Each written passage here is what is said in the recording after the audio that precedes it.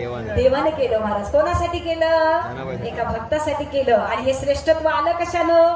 एका भक्तीमुळे आलं महाराज. हे अधिकार आणि हे पद हे त्याच वेळी वाढतं ज्यावेळी एक साधक फक्त देवाचा बनून राहतो.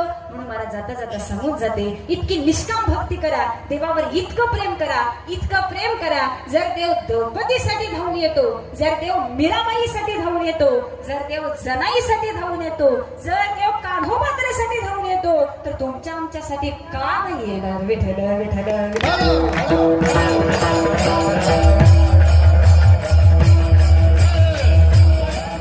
आमची स्थिती झाली कशी पाहिजे?